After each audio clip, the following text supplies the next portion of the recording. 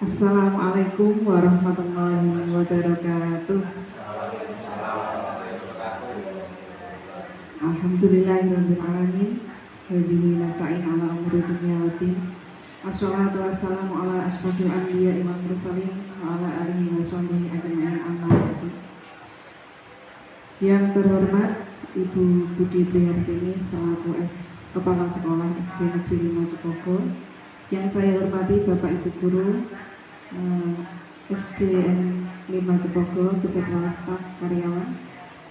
Pertama-tama marilah kita panjatkan puji syukur kehadirat Allah Subhanahu wa Ta'ala yang mana sampai pada hari ini kita diberi rahmat, taufik, hidayah serta inayahnya, sehingga siang kali ini kita dapat mengikuti acara diseminasi budaya positif di sekolah oleh Bapak Susanto SPDSD. Kedua kalinya salawat serta salam tak lupa kita haturkan kepada junjungan kita Nabi Agung Muhammad Sallallahu Alaihi Wasallam, dan mudah-mudahan kita mendapatkan syafaatnya kelak di yaumil kiamah. Amin Allahumma amin. Langsung saja saya di sini sebagai pembawa acara akan membacakan susunan acara pada siang hari ini. Yang pertama pembukaan, yang kedua sambutan, yang ketiga acara inti, yang keempat lain-lain, dan yang kelima penutup atau doa. Menempati acara yang pertama pembukaan, marilah kita buka acara pada siang hari ini dengan bacaan Fatihah. Semoga acara yang akan berlangsung pada siang hari ini dapat berjalan dengan lancar tanpa ada halangan suatu apapun. Al-Hadiniyah Al-Fatihah.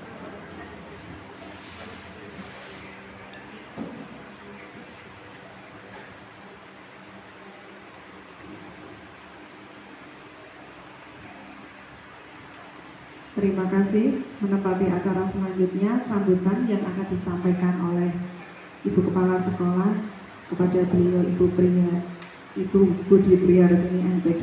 Kami persilahkan.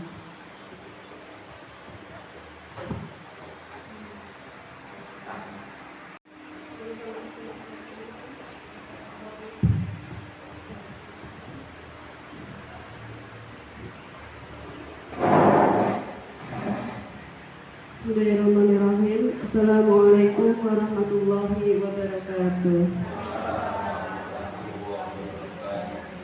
Alhamdulillahirabbil alamin. Rabbi shrah li sadri wa yassir li amri wahlul 'uqdatam min lisani yafqahu qawli. Yang saya hormati Bapak Ibu Guru SD Negeri 5 Cipogo, yang hari ini luar biasa semangatnya karena pada siang hari ini kita diberikan kesempatan untuk belajar bersama teman kita Bapak Susanto SPDSD untuk menyampaikan diseminasi tentang pemahaman dan penerapan pengalaman budaya positif. Saya mengajak Bapak dan Ibu semua, baik itu tenaga pendidik maupun tenaga kependidikan yang hadir pada hari ini, untuk belajar bersama, untuk berdiskusi terkait budaya positif apa nanti yang akan disampaikan oleh Pak Susanto.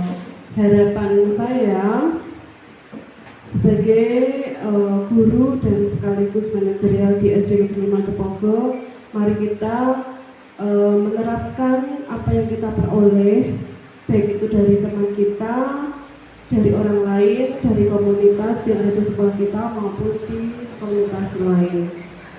Mungkin itu saja yang dapat saya sampaikan. Mudah-mudahan apa yang kita terima hari ini menjadi ilmu yang bermanfaat dan kita harus siap untuk menerapkan. Bapak dan Ibu siap menerapkan? Insya Allah harus siap karena kita adalah agen transformasi pendidikan. Jadi apapun informasi yang kita terima, apabila itu memang baik, maka mari kita terapkan. Kurang lebihnya mohon maaf. Jazakumullah khair. Assalamualaikum warahmatullahi wabarakatuh.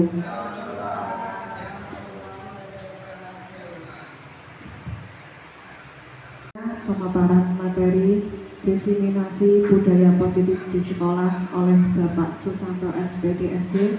Pada beliau, waktu dan tempat kami persilahkan.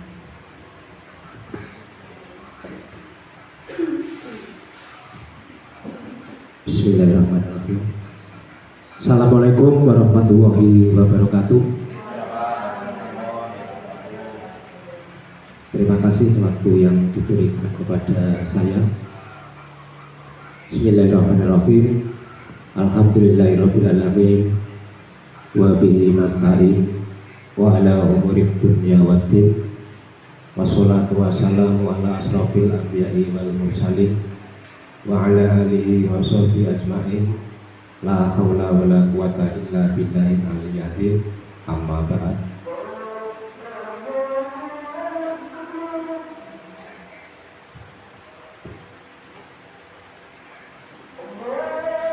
Mohon maaf berhubung azan zuhur untuk sementara di peti dulu ya Pak Budi.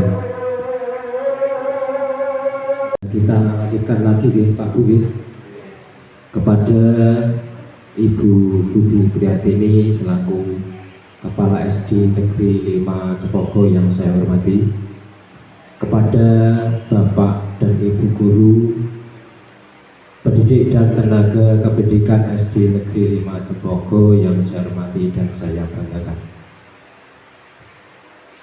Pertama, marilah kita panjatkan puji syukur kehadirat Allah Subhanahu wa Ta'ala yang telah melimpahkan taufik hidayah dan inayahnya sehingga kita bisa berkumpul di ruangan kelas 6 SD Negeri 5 Cepogo dalam keadaan sehat walafiat tanpa kurang suatu apapun. Sholawat serta salam senantiasa kita aturkan kepada junjungan Nabi Agung Muhammad Rasulullah Sallallahu Alaihi Wasallam yang selalu kita nantikan syafaatnya atau pertolongannya mulai di dunia, lebih-lebih syafaat di ila yaumil qiyamah. Amin Allahumma. Bapak Ibu yang saya hormati, mohon izin perkenankan saya untuk menyampaikan diseminasi budaya positif. Maksud dan tujuannya yaitu untuk memenuhi tugas saya dalam program guru penggerak angkatan 10 Kabupaten Jepara. Jadi di sini kita sifatnya sharing ya Pak Bu, belajar bersama, bukan berarti saya yang berada di depan panjenengan ini yang lebih tahu itu bukan, tapi mari kita belajar bersama. Ngoten nggih Pak Bu. Jadi kesepakatan nanti kita santai saja, nikmati apa yang ada di depan panjenengan, tidak usah terlalu serius, tapi serius tapi santai. Kata dia Pak Bu, mohon izin untuk materi hari ini yaitu menyebarkan pemahaman dan penerapan pengalaman budaya positif di SD Negeri 5 Cepogo.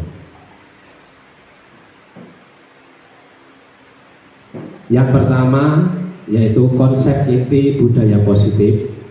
Konsep inti budaya positif ini ada beberapa hal, yaitu satu, perubahan paradigma belajar. Selanjutnya disiplin positif. Lalu nilai-nilai kebajikan. Kemudian kebutuhan dasar manusia. Dan motivasi perilaku manusia. Kemudian konsep berikutnya posisi kontrol guru. Seterusnya keyakinan kelas. Dan yang terakhir segitiga restitusi. Dari ke-8 konsep inti budaya positif ini nanti kita akan bahas satu persatu, mulai dari perubahan paradigma belajar sampai dengan segitiga restitusi. Next. Yang pertama yaitu konsep paradigma baru. Pembelajaran dengan paradigma baru merupakan pembelajaran yang dirancang berdasarkan prinsip pembelajaran berdiferensiasi, sehingga para peserta didik belajar sesuai dengan kebutuhannya berdasarkan tahap perkembangan sesuai teori psikologi modern untuk mewujudkan profil pelajar Pancasila. Yang dimaksud pembelajaran berdiferensiasi Niku napa Pak Bu? Mungkin ada yang bisa berdiferensiasi. Pak Muklis, Bapak Bu Yani mungkin tahu pembelajaran berdiferensiasi. Pembelajaran yang berbeda-beda Pak sesuai dengan karakter peserta didik. Oke, sekali gitu. Jadi berdiferensiasi ini maksudnya pembelajaran yang bervariasi, berbeda-beda sesuai dengan bakat dan minat para siswa. Gitu, Pak Bu. Sehingga akan mewujudkan profil pelajar Pancasila. Nah, profil pelajar Pancasila ini terdiri dari 5, yaitu beriman, bertakwa kepada Tuhan Yang Maha Esa dan berakhlak mulia. Ada 6 ya, bukan 5 gitu. Selanjutnya berkebinekaan global, bergotong royong, kreatif, bernalar kritis, dan mandiri. Ini adalah profil pelajar Pancasila yang harus kita wujudkan dalam sekolah kita. Lanjut Mas, next.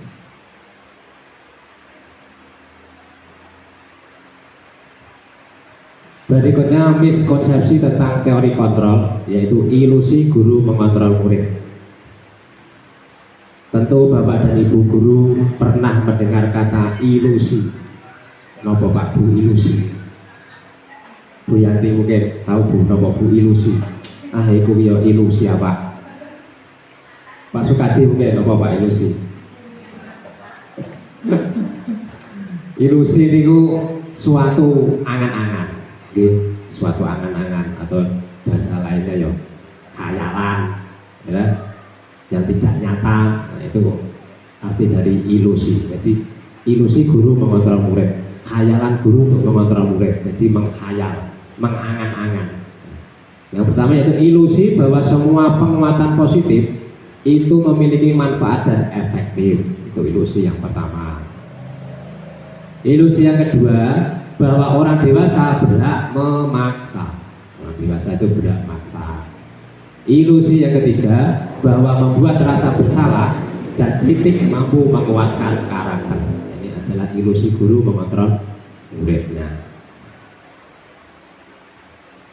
Nah, sekarang mengubah paradigma stimulus respon ke pendekatan teori kontrol. Nah, ini ada 2 perbedaan, yaitu stimulus respon dan teori kontrol. Nah, ini mengubah stimulus respon ke pendekatan teori kontrol.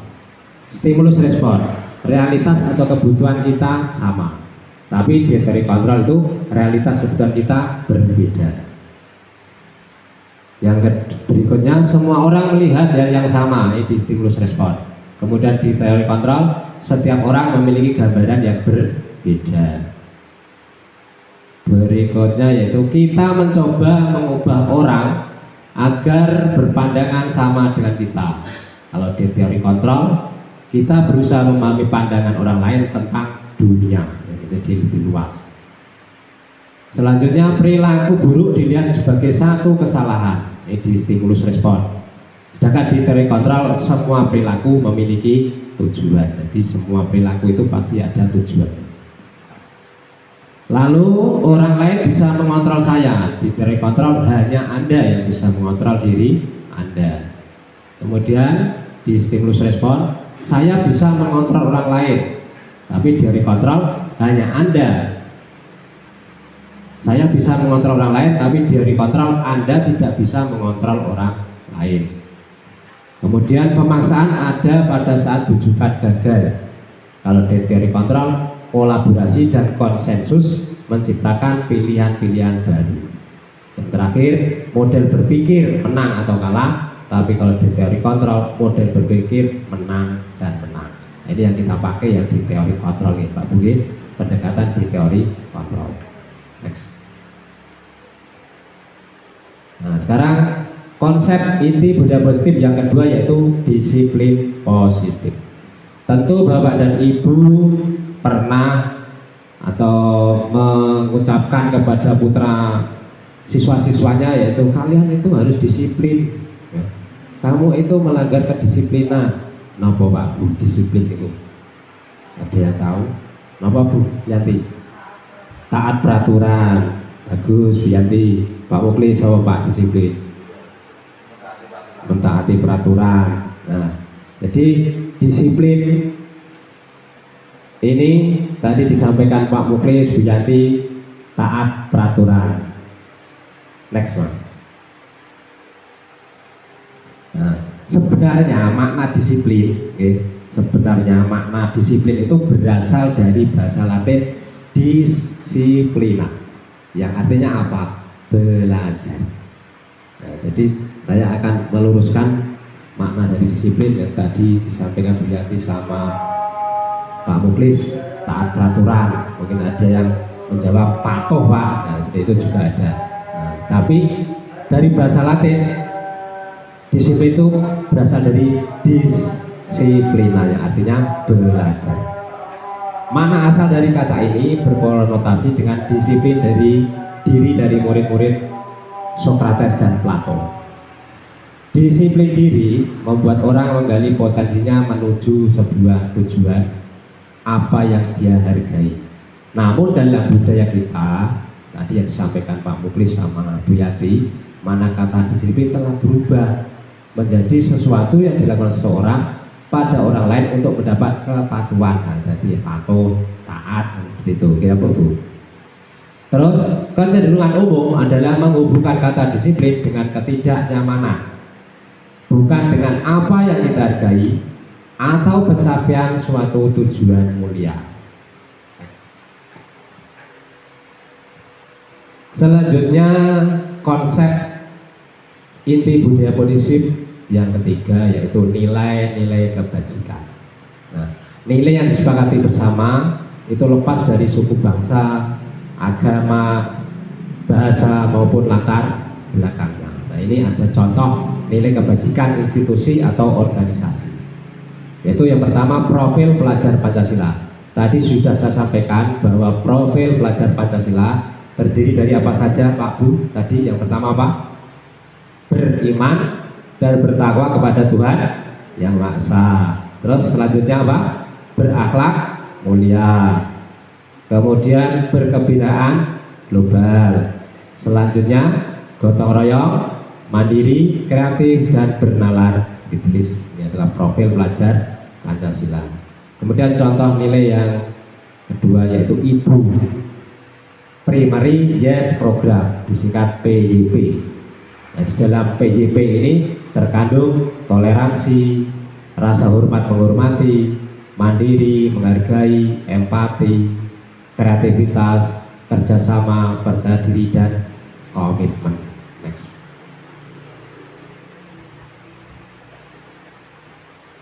Nah, yang ketiga yaitu keterampilan hidup. Contoh nilai kebajikan yang ketiga yaitu keterampilan hidup.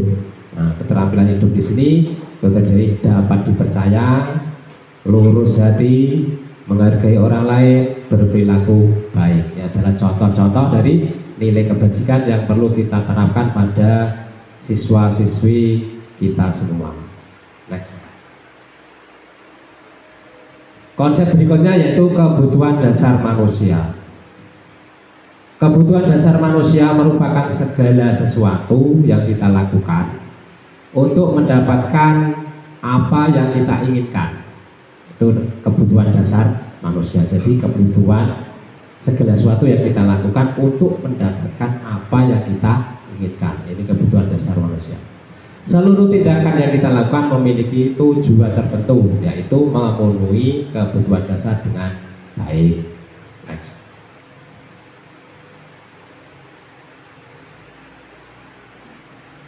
Nah, ini ada 5 kebutuhan dasar manusia. Yang pertama yaitu kebutuhan untuk bertahan hidup atau bahasa asingnya survival. Yang kedua, cinta dan kasih sayang atau love and belonging. Yang ketiga, kebebasan atau freedom. Yang keempat, kesenangan atau fun. Yang kelima, kekuasaan atau power. Nah, ini adalah kebutuhan dasar 5 kebutuhan dasar manusia. Selanjutnya konsep budaya positif tentang motivasi perilaku manusia. Jadi perilaku manusia ini ada motivasinya, yaitu motivasi intrinsik dan motivasi ekstrinsik.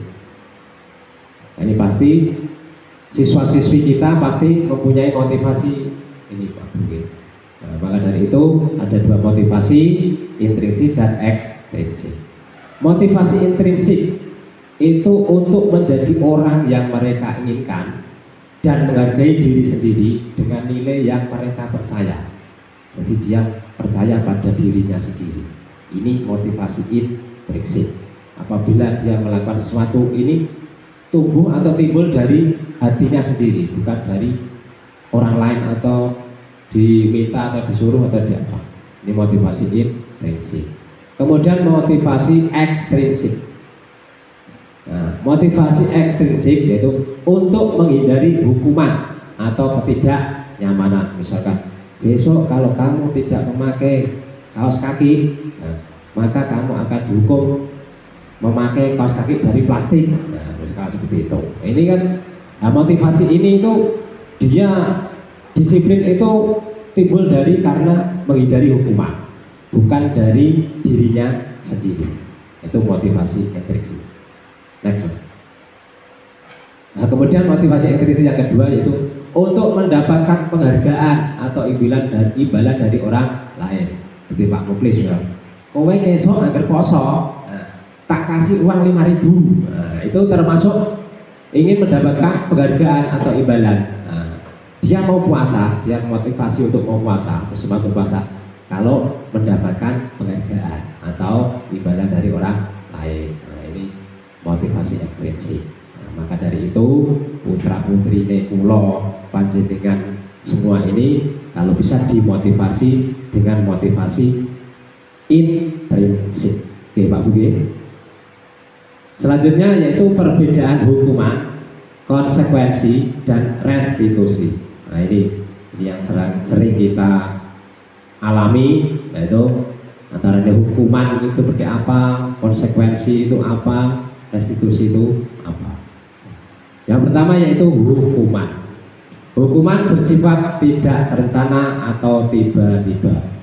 Hukuman tidak terencana atau tiba-tiba. Kemudian hukuman yang diberikan bisa berupa fisik, psikis, murid atau anak disakiti oleh suatu perbuatan atau kata-kata. Nah, ini saya ini yang sering melakukan sebelum mengikuti program PGP Pak. Ini saya sering melakukan hukuman dengan anak yang tak suruh melakukan hukuman fisik seperti cabut cek 5 kali. Nah, itu termasuk saya memberi hukuman. Itu termasuk hukuman yang diberikan berupa fisik. Nah, ini namanya hukuman. Kemudian konsekuensi.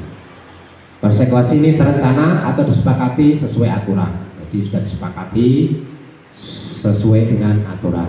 Sikap guru selalu memantau. Bapak dan Ibu guru jadi memantau, memonitor. Umumnya bentuk konsekuensi dibuat oleh guru atau sekolah dan murid sudah mengetahui sebelumnya aturan itu. Konsekuensi yang diterima bila ada pelanggaran. Jadi dia melanggar aturan yang kita sepakati, konsekuensinya misalkan suruh jajan atau apa, ini konsekuensi. Sekarang restitusi. Jadi nanti Bapak dan Ibu guru tahu perbedaan hukuman, konsekuensi dan restitusi.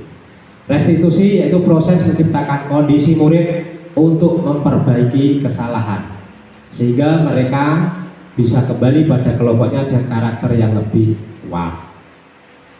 Proses kolaboratif yang mengajarkan murid untuk mencari solusi sendiri, ini restitusi. Jadi harapan dari KHD ini Pak Budi, kita ini disuruh melakukan restitusi. Kalau bisa jangan melakukan dengan hukuman. Kalau Bu Kepala Sekolah ini saya amati beberapa hari sejak di sini itu sudah melakukan restitusi. Dia tidak memberikan hukuman tapi memberikan restitusi. Karena sekarang saya amati itu menstabilkan anak-anak, memvalidasi, terus meyakinkan kesalahan. Nah, ini dari Ibu Kepala Sekolah yang baru sudah melakukan restitusi. Nah ini bisa kita contoh, bisa kita tiru ke depannya untuk kemajuan putra putri dan siswa SD Negeri 5 Cerogo.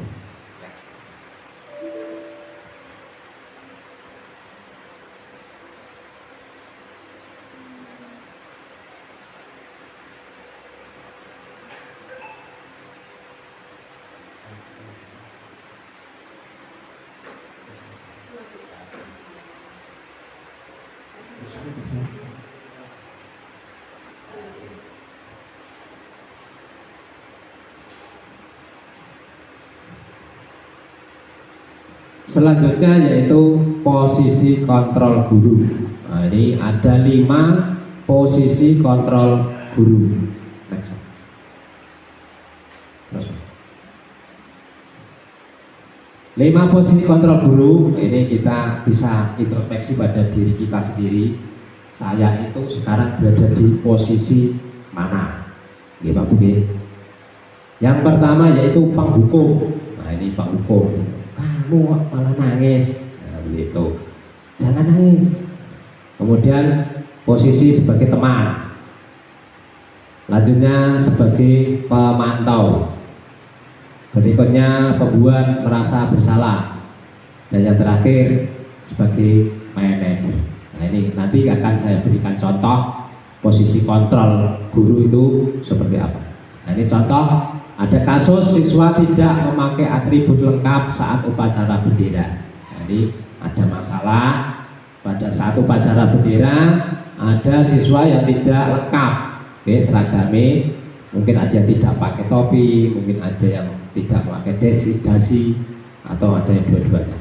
Nah, ini posisi kontrol sebagai penghukum. Nah, ini hormat bendera selama 1 jam. Nah, anak yang tidak lengkap tadi disuruh hormat bendera selama 1 jam, atau diberi hadiah apa.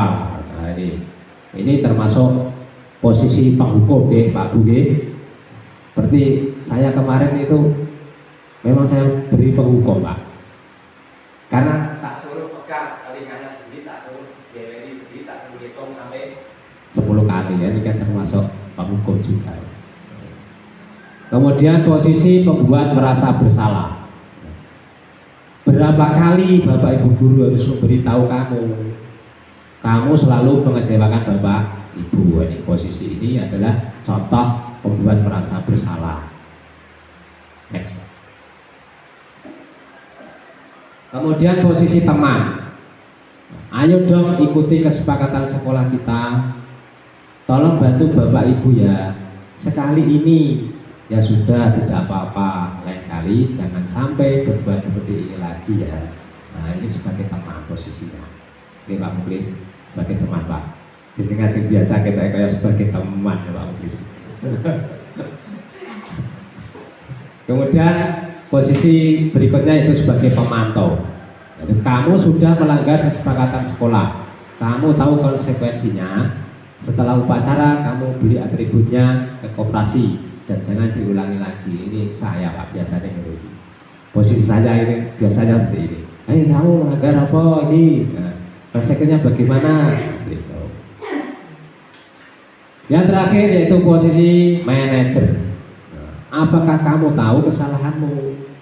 Kira-kira bagaimana kamu memperbaiki kesalahanmu? Nah, ini sebagai manajer ini bahasanya halus, Pak. Seorang kamu komunikasi budi. Bahasanya takoni ya tidak apa-apa. Tadi seperti di apel pagi tadi. Nah, kenapa kok tidak lengkap? Nah, ya sudah tidak apa-apa, tapi lain kali diperbaiki ya. Nah, ini posisi Bu Budi ini sebagai manajer.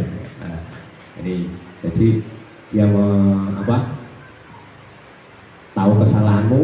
Setelah mengetahui kesalahan dari anak-anak, terus bagaimana memperbaiki kesalahanmu, dan dari siswa sendiri yang memberikan solusi penyelesaiannya. Ini posisi sebagai manajer.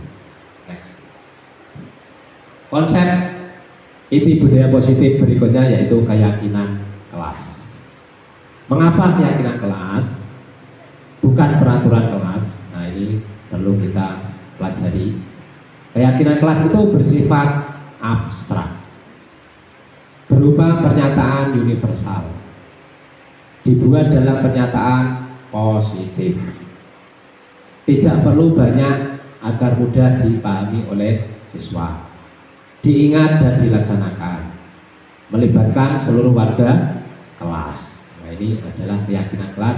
Jadi kayaknya di kelas 5 ini Mas Faik ya sudah mempraktekkan ini. Saya lihat di didiknya sudah ada kesepakatan kelas, keyakinan kelas. Ini Mas Faik selaku guru kelas 5 ini sudah mempraktekkan keyakinan kelas. Next, Mas. Nah, sekarang segitiga restitusi. Apa sih maksud segitiga restitusi? Segitiga restitusi merupakan suatu proses yang berupa dialog yang dijalankan oleh orang tua atau guru agar dapat menghasilkan murid yang mandiri dan bertanggung jawab. Nah, ini adalah maksud dari segitiga restitusi yang tadi sudah saya sebut di awal tadi.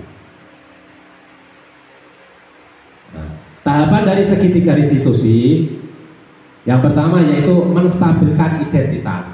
Jadi identitas, menstabilkan identitas tadi seperti Bu Budi tadi sudah melaksanakan tiga restitusi, yaitu menstabilkan identitas.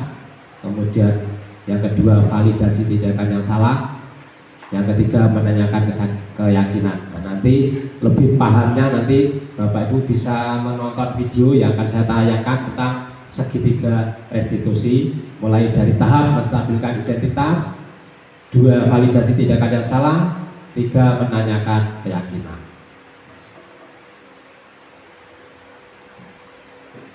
Yang pertama dari tahap segitiga restitusi yaitu menstabilkan identitas.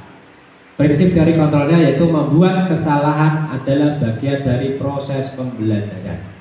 Jadi kalau ada yang membuat kesalahan ini merupakan bagian dari proses pembelajaran Pak Guru. Bagaimana cara menstabilkan identitas? Nah, contohnya begini, berbuat salah itu manusiawi. Nah, tadi Bu Budi pagi tadi kan sudah, oh ya tidak apa-apa, semua orang pasti pernah melakukan kesalahan. Nah, ini sudah tadi disampaikan Bu Budi pada saat apel karena ada yang tidak lengkap atributnya. Kemudian tidak ada manusia yang sempurna. Ini adalah kalimat-kalimat yang menstabilkan identitas. Jadi pada saat anak berbuat salah ini tidak ketakutan langsung. Next. Kemudian tahap yang kedua yaitu validasi tindakan yang salah.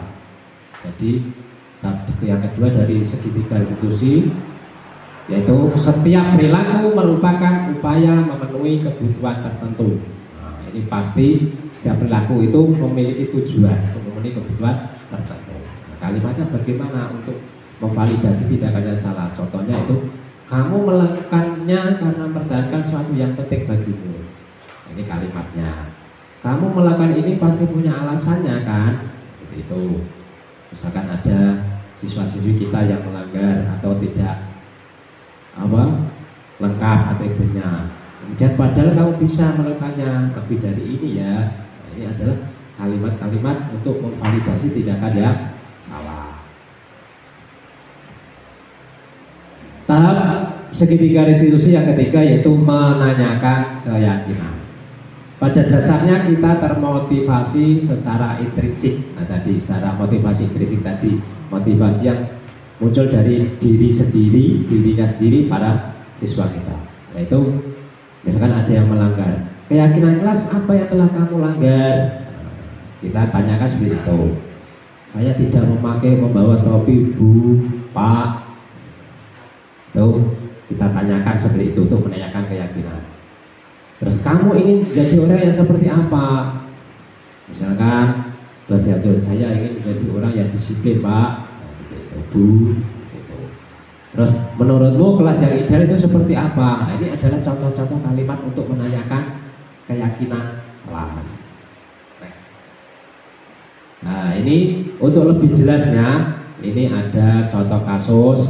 Jadi Bapak Ibu guru bisa tonton masalahnya. Kira-kira nanti bisa dipraktekkan di siswa-siswi kita semua.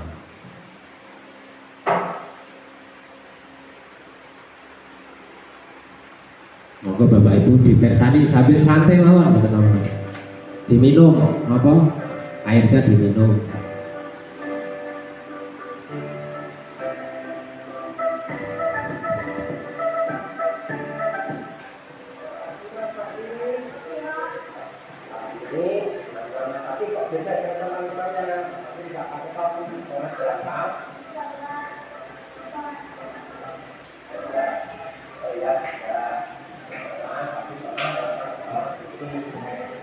Nah, ini menstabilkan ya.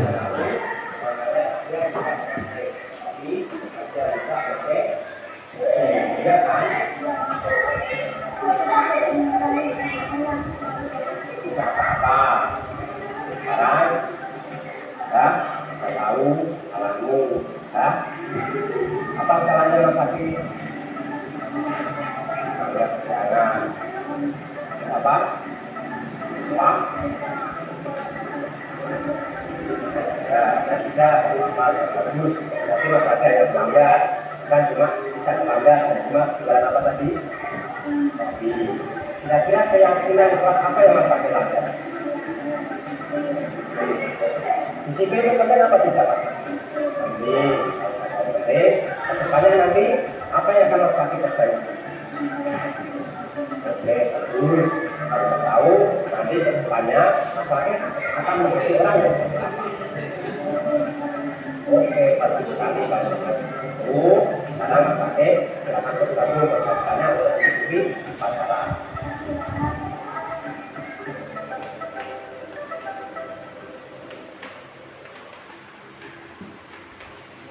Nah itu ada contoh kasus ya Pak Bu. Ada seorang siswa kita yang tidak lengkap pada hari Senin, tidak membawa topi karena lupa dan bangunnya kesiangan sehingga terburu-buru, lalu dia langsung berangkat. Ini kasus yang pertama. Next Mas.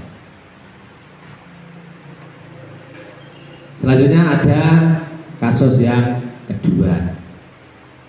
Nah, bisa ditonton lagi.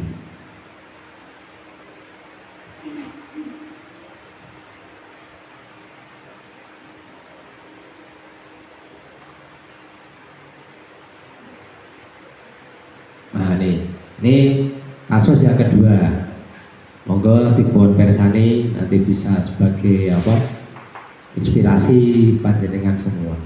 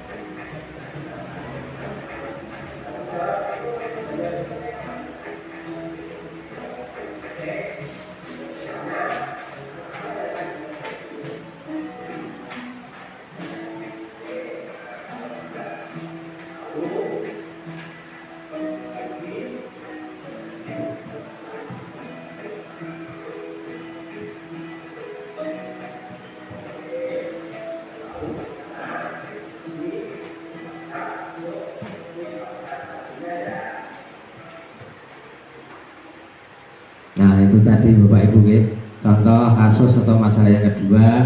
Ada siswi yang tidak mengerjakan tugas PR sehingga saya tanyakan sesuai dengan tahapan segitiga restitusi. Sebagai penutup, penerapan budaya positif bagi guru merupakan suatu keharusan Pak Bu. Jadi kita sebagai pendidik, maka penerapan budaya positif ini harus. Seorang guru hendaknya selalu merefleksikan posisi kontrol apa pada diri kita. Nah, kita dalam posisi kontrol yang seperti apa? Ini harus kita refleksikan pada diri kita semua, sehingga dapat mewujudkan budaya positif yang akhirnya bisa menciptakan murid yang berkarakter baik, mandiri, dan bertanggung jawab. Sebelum saya akhiri, mungkin ada yang ditanyakan Pak Bu terkait dengan budaya positif. Bu Yani, mungkin mau tanya Bu.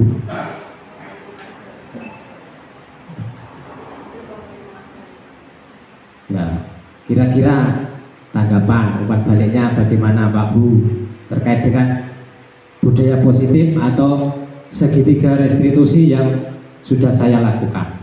Nah, monggo Pak Bu, mungkin Pak Santo ini Pak, mereka seperti itu, monggo Pak Muklis Pak. Oke, monggo bertanya dulu. Kalau bisa yuk tak jawab, tak iso pakai anu ya Pak. Saya tak mencari jawaban dulu ya, kapan-kapan saya jawab. Monggo Pak Muklis. Berdiri Pak. Ya, kono ora apa-apa. Iya dong. Ya kita. Assalamualaikum warahmatullahi wabarakatuh. Assalamualaikum. Terima kasih waktu yang diberikan kepada kami. Di sini sudah ada sesi pertanyaan, ya. Ini pertanyaan masalah tadi Pak tentang hukuman kepada anak. Nah, mungkin kita sendiri juga kadang-kadang sok lupa karena juga terbawa emosi. Jadi kalau seperti ini kan, oh berarti ada batas-batas kita memberikan hukuman kepada anak. Tadi sudah dijelaskan sama Pak Susanto Pak sebagai moderator mungkin ya. Pemateri, maaf ya. Yang perlu saya tanyakan adalah sampai di mana atau batas-batas kita menghukum pada anak, apakah sampai perlu kita memberikan ucapan yang begitu keras atau mungkin kalau anak itu dirasa sampai bandel, mungkin yang namanya guru kita sebagai manusia mungkin ya dengan cara kita memberikan teguran yang berupa fisik atau maksudnya cubitan atau bagaimana, apakah itu diperbolehkan dengan adanya peraturan-peraturan yang sekarang ini Pak. Terima kasih, mohon penjelasannya. Oke, terima kasih buat Pak Muklis atas pertanyaan yang luar biasa. Nah, ini saya sepakat dengan jenengan Pak. Ini teori ini nek dipraktekno itu saya juga tidak sepakat. Ya. Karena apa? Nek sing muridnya bandel Pak. Memang tidak ada perubahannya. Terima harus beri teguran, terus apa yang akan kamu bagi? Ini kayak tidak ada efeknya. Ini sesuai dengan realita ya. Tapi sesuai dengan teori itu tidak boleh. Karena apa? Karena itu sifatnya nanti menyakiti anak yang kedepannya nanti akan membekas. Nah itu membekas sampai mungkin sampai tua nanti. Nah itu kalau saya amati itu merupakan apa Pak? Jenis praktek-praktek pembelajaran zaman dulu kan seperti itu. Tapi yo memang ada baiknya, ada segi positifnya, ada segi negatifnya. Nah itu kita harus pandai-pandai mersikapi saja. Yang penting tidak sampai berlebihan seperti itu. Kalau menurut saya. Ya, terima kasih itu menambahi Pak. Karena ini juga kita selalu selalu berkomunikasi dengan orang tua. Mungkin di sini saya selalu berhadapan dengan orang tua atau wali murid. Saya sudah sering mengutarakan keadaan-keadaan yang sebenarnya anak, ya Bu, putra jenengan itu seperti ini. Itu sampai juga wali murid itu, Pak Boyo dijewer ora apa-apa Pak. Nah, itu, kan. Jadi dijewer betul apa-apa. Kulo malah seneng daripada jenengan cuma kadang-kadang karena apa? Orang tuanya sendiri mungkin sudah merasa kewalahan di saat beliaunya di rumah karena anaknya kadang-kadang ya mungkin terlalu bandel. Jewer mawon Pak, betul apa-apa. Saya tidak akan marah, tapi kita juga berpikir karena sekarang itu tidak boleh secara langsung memberikan kontak fisik kepada anak. Nah itulah. Padahal memang dirasa itu kadang-kadang anaknya sih banget jengkel, bisa kebangetan cara artinya seperti itu Pak. Terima kasih Pak Muklis yang luar biasa sudah menyampaikan beberapa umpan balik dari saya. Saya sepakat dengan jenengan aslinya. Tapi karena berhubung ini teori yang seperti itu, ya, bagaimana lagi kita harus mempraktekannya juga. Di samping kita memberi tadi ya Pak, dengan efek jelas. Yang penting tidak berlebihan. Dia pun sudah mendapatkan izin dari orang tua. Gitu. Kira Bu. Kalau teori itu saya juga kurang sepakat. Kemarin di Zoom meeting ya saya jawab tidak setuju seperti itu. Ya mungkin Bu Budi kan baru sini beberapa hari jadi belum bisa berkomunikasi langsung, tapi secara tidak langsung mungkin suatu saat akan mendengar dan tahu sendiri, oh bocah iki kok ngene ya. Mungkin Kemarin kan gini Pak, hukuman itu mendisiplinkan murid, ya saya setuju. Tapi dari fasilitator itu malah tidak setuju, karena ya seperti tadi saya sampaikan Pak, kesan sekarang kedepannya nanti membekas sampai tua sampai dewasa seperti itu. Itu pemikiran dari beliau-beliau yang paling pintar. Kalau saya sih, jenis sing bandel itu ya memang terima agar besok diperbaiki ya, jangan diulangi lagi ya. Nggih Pak, lah besok ya saya najek ngono seperti itu. termasuk ini Pak, ucapan-ucapan anak. Memang saya rasa, memang saya di sini tuh memang sering ucapan-ucapan anak yang berada di sekolah itu sampai menjadikan momok bagi kita. Karena apa? Ucapan itu sampai ke wali murid dan akhirnya kita sendiri yang kena dampaknya. Dampaknya apa? Ono bocah sing arep sekolah ning kene tidak jadi gara-gara itu. Ini memang kenyataan. Tidak usah saya sebutkan, tapi memang ada. Itu kadang-kadang ya memang jengkel. Ucapan itu masih sering Pak kita dengar. Wong di musola aja masih sering.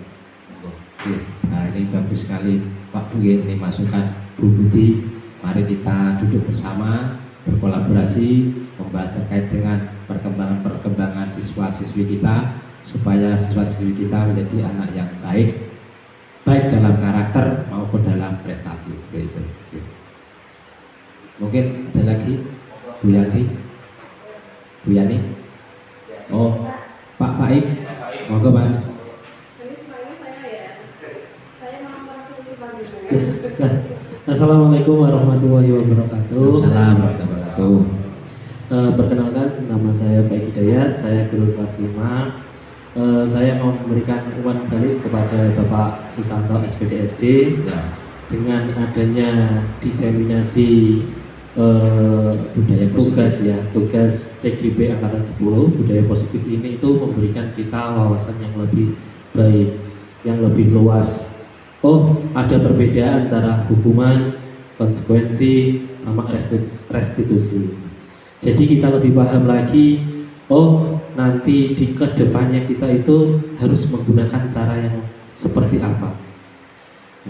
Tadi sudah disampaikan oleh Bapak Susanto, yaitu dengan cara segitiga restitusi yang lebih baik dan memanusiakan manusia. Seperti itu Pak Susanto, dan umpan balik saya, semoga dengan kegiatan ini para guru-guru khususnya di SD Negeri 5 Cipoko mampu menyerap ilmu yang diberikan dan mampu menerapkan di SD Negeri 5 Cipoko ini. Terima kasih Pak Susanto. Assalamualaikum warahmatullahi wabarakatuh. Waalaikumsalam warahmatullahi wabarakatuh. Terima kasih umpan balik dari Pak Faik selaku guru kelas 5. Nah, menambahi apa yang disampaikan Pak Muklis tadi. Nah, ini kita bisa merefleksi Pak. 5 posisi kontrol guru tadi Pak. Nah, 5 posisi kontrol guru tadi kan sebagai penghukum, sebagai teman, gitu Pak, sebagai pemantau, sebagai manajer. Nah, posisi kita itu berada di posisi yang mana? Tapi kalau ya tak push up, nah ini sebagai penghukum posisi kita. Mungkin ada lagi Pak Bu mau berikan umpan balik Bu Kepala.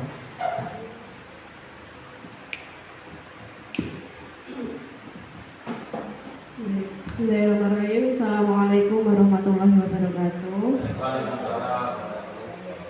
Izin memberi umpan balik dari apa yang disampaikan Pak Susanto tadi, sungguh luar biasa sekali, karena ini adalah merupakan ilmu baru bagi Bapak Ibu yang belum sebagai aktor PGB, ya, pendidikan guru penggerak. Nah, Bapak dan Ibu, izin menambahkan juga dari Pak Faik tadi luar biasa, dari Pak Muklis juga luar biasa pendapatnya. Jadi di sini mari kita bersama menghilangkan hukuman kepada siswa. Kita mencoba restitusi. Kita perlu diingat bahwa anak-anak dulu ketika kita sebelum menjadi dewasa kan juga anak-anak juga. Mari kita refleksi diri kita sendiri. Apa sih yang saya terima ketika dulu saya SD, SMP, SMA? Perlakuan yang buruk, apakah pernah kita terima? Sampai sekarang apakah masih terkenang? Ya kan? Kemudian apa yang akan terjadi jika itu kita berikan kepada anak didik kita saat ini? Pasti juga akan seperti saya. Harapannya adalah ketika Dulu saya adalah orang yang suka dibully Bapak dan Ibu. Ketika saya SD itu saya adalah anak yang dibully. Karena apa? Dibulinya itu secara fisik. Ya, apa namanya, cempluk, kadang-kadang seperti itu. Terus saya pernah dibully juga ketika saya diberi pertanyaan Bapak Ibu guru tidak bisa menjawab.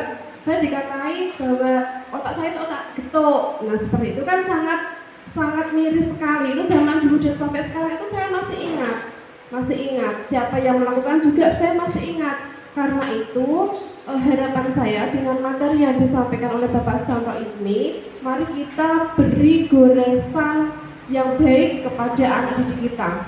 Karena semua orang adalah guru. Semua tempat adalah sekolah. Itu yang diajarkan Gajah Dewantara. Jadi dimanapun kita berada, anggaplah semuanya itu guru. Anggaplah semua itu adalah siswa kita. Anggaplah semua tempat yang kita tempati adalah sekolah bagi kita. Seperti itu. Itu memang perlu proses Bapak dan Ibu, dan saya itu masih berproses di situ. Katakanlah kita itu belajar sepanjang hayat, ya kan? Dari Rasulullah pun menjelaskan, pernah ada suatu hadis yang mengatakan bahwa belajarlah mulai dari ayunan sampai ke liang lahat. Kan kita disuruh belajar, karena hidup ini adalah belajar. Apabila kok kita menemukan anak yang bandel Bapak dan Ibu, yang kita lakukan apa? Restitusi. Kesuwen Bu, betul. Belajar itu proses, tidak langsung seperti ini, tidak langsung. Kan kemarin sudah saya sampaikan ketika rapat kemarin, ada sebuah band 3 anak perempuan dari RTS, itu kan dimulai dari anak-anak yang bandel Pak. Anak-anak yang bandel, tapi ternyata ketika mereka dikuatkan keyakinannya, kemudian digali potensinya, digali keinginan minatnya, akhirnya bisa menjadi sebuah band yang mendunia. Sampun ngersani dereng bandnya. Betul kober, nanti saya share ya. 3 anak perempuan ini sudah mendunia. Itu karena kebandelannya Bapak Ibu. Jadi betul yang disampaikan oleh Pak Faik, kita harus memanusiakan manusia. Meskipun kecil, dia itu juga manusia. Ya kan? Manusia, apalagi usia-usia dini di sekolah dasar itu sangat kuat ingatannya. Meskipun dia anak yang katakanlah menurut kita bandel. Tadi disampaikan Pak Susanto, ada 5 kebutuhan dasar manusia. Kita refleksi, kita identifikasi. Kebutuhannya itu apa? Siapa tahu di rumah dia tidak mendapatkan perhatian dari orang tua. Mungkin orang tuanya pergi kerja mulai dari pagi, pulang petang, ketemu orang dewasa. Seperti itu. Kan bisa juga. Apa sih kebutuhan dasarnya? Kita pecahkan di situ, baru kita restitusi. Ya, mari misalkan tadi ada yang mengatakan di SD 5 Cepogo ngomongnya eli-eli, tidak apa-apa. Nanti suatu masa kita gali bersama-sama. Mengapa kok itu bisa terjadi? Seperti itu, nggih. Luar biasa sekali. Terima kasih Pak Susanto yang sudah memberikan ilmu yang sebegitu luar biasanya, dan ini menjadi pengingat. Karena belajar itu tidak hanya sekali, tapi semakin kita banyak berdiskusi tentang materi terkait, maka akan semakin kuat ingatan kita, implementasi kita kepada anak-anak. Tidak usah lagi memberikan efek jera, Pak Muklis, ya, baik di rumah ataupun di sekolah. Kita restitusi saja. Kalau perlu waktu banyak, memang betul karena masa sudah berubah, dan yang perlu kita menjadikan kebanggaan bahwa ini loh, saya seorang pendidik yang memanusiakan manusia, tidak lagi memberikan punishment, efek jera atau apapun, tapi kita membentuk kesadarannya. Dan itu juga perlu komunikasi dengan orang tua. Seperti itu. Mudah-mudahan semakin ke depan kita semakin dewasa, semakin bijaksana. Tentunya di SD 5 Cepogo ini kita bersama-sama untuk kemajuan bersama. Mungkin itu yang bisa saya sampaikan, Pak. Terima kasih. Assalamualaikum warahmatullahi wabarakatuh.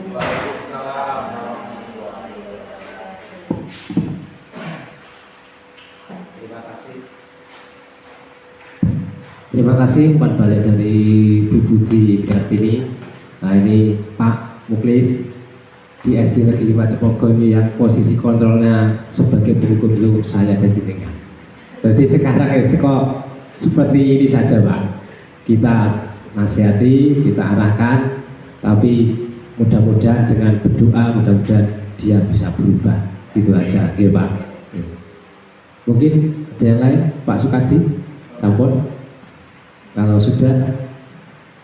sudah, terima kasih atas perhatian yang panjenengan semua. Nah, di sini apabila saya dalam menyampaikan materi masih kurang jelas, Pak Bu, saya pribadi mohon maaf yang sebesar-besarnya. Saya akhiri, wassalamualaikum warahmatullahi wabarakatuh. Saya kembalikan pada pengacara Ibu. Bapak Ibu yang saya hormati, demikianlah pemaparan materi diseminasi budaya positif di sekolah oleh Bapak Susanto.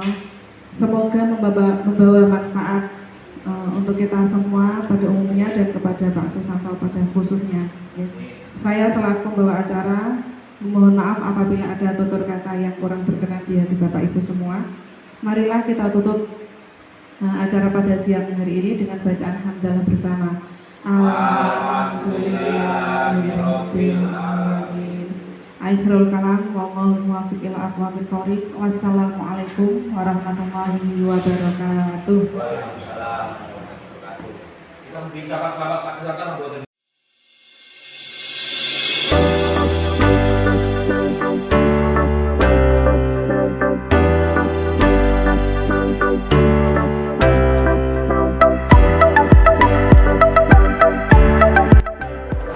Mas Fakih. Pagi ini penampilan Mas Fakih kok beda dengan teman-temannya. Mas Fakih tidak pakai topi. Apa Mas dalam tas? Tidak, Pak. Lupa di rumah. Oh iya sudah. Semua orang pasti pernah melakukan kesalahan seperti ini, ya. Contohnya Senin yang lalu teman kalian ada yang tidak memakai topi, ada yang tidak memakai topi, iya kan? Iya, Pak. Aku takut dimarahi dari saya. Tidak apa-apa. Sekarang ya sudah tahu kesalahanmu, ya. Apa kesalahannya Mas Fakih? Bangunnya kesiangan. Terus apa? Apa? Ya sudah, tidak apa-apa, sudah bagus. Berarti Mas Fakih hanya terlambat dan cuma tidak terlambat dan cuma ketinggalan apa tadi? Topi. Kira-kira keyakinan kelas apa yang Mas Fakih langgar? Disiplin. Disiplin itu penting apa tidak Mas Fakih? Penting. Kalau sudah tahu penting, kedepannya nanti apa yang akan Mas Fakih perbaiki? Oke, bagus. Kalau sudah tahu, nanti kedepannya Mas Fakih akan menjadi orang yang seperti apa? Oke, bagus sekali kalau sudah tahu seperti itu. Sekarang Mas Fakih silakan bergabung ke barisannya untuk mengikuti upacara.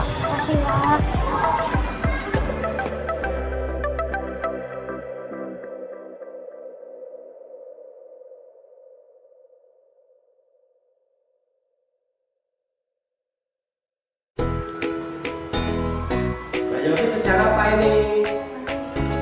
Tugas apa Mbak? Oh berarti Mbak Yofi belum ada tugas PR matematika. Tidak ada apa-apa, semangat melakukan masalah ini. Kemarin temanmu sudah ada yang mengerjakan tugas PR, ya kan? Nah, itu Mbak Yofi melakukan saat ini punya alasan. Kenapa Mbak Yofi?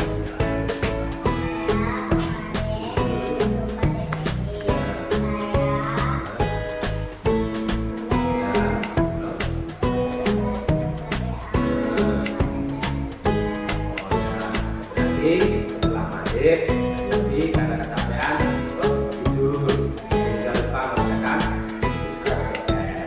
Tapi bangunnya tadi terlambat atau tidak? Nah, jadi Mbak Yofi sudah melakukan yang baik, itu tidak terlambat ke sekolah. Tapi Mbak Yofi memiliki kesalahan yaitu tidak melakukan tugas PR. Karena melakukan kesalahan, kira-kira kelas apa yang sudah dilakukan?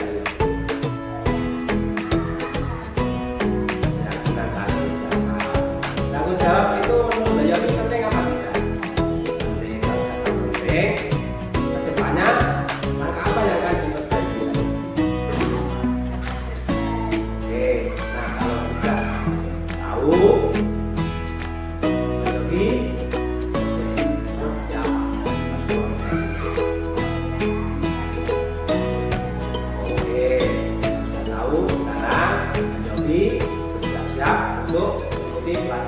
selanjutnya ya